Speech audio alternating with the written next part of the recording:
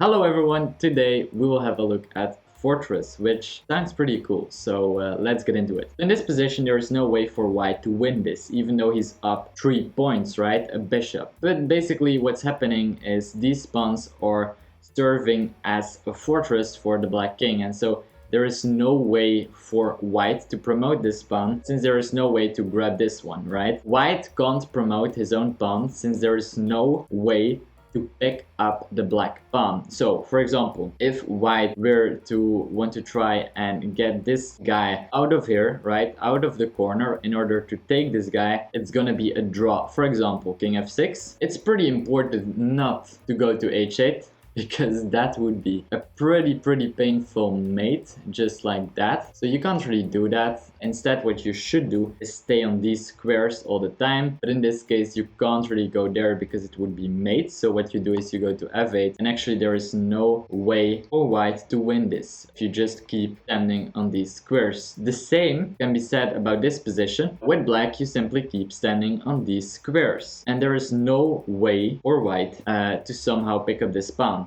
right? Because also there is no way to go like this, because of course both of these squares as well as h6 are protected. So something like this. In this case, actually, we don't have to go to e8, can go to g8 since it wouldn't be mate, because we still have an escape square to h8. Something like this is possible. Let's say king e7 check, we go to h8, and now already white needs to be careful because actually both of these squares are protected as well as this one, so he really needs to look out for stalemate. So actually what he has to do here is try and make sure that this bishop is no longer controlling this square. He can do this by, for example, playing something like king e6 like this, but I mean, as you can see, there is simply no way for white to make progress. Something like this.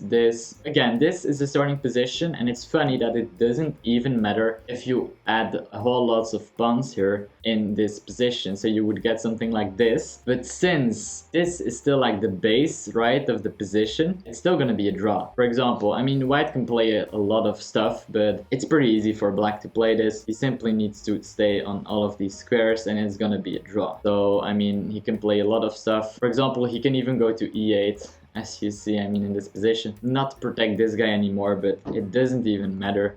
Something like this.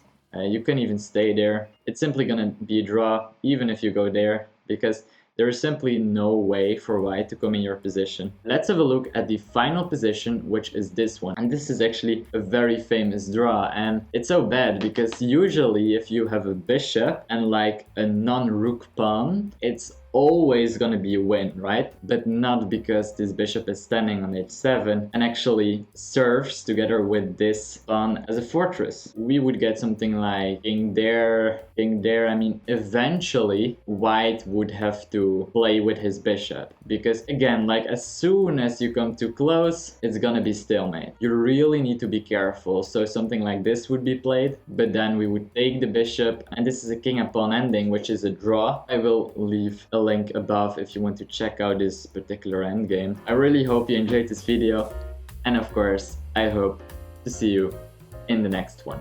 Bye.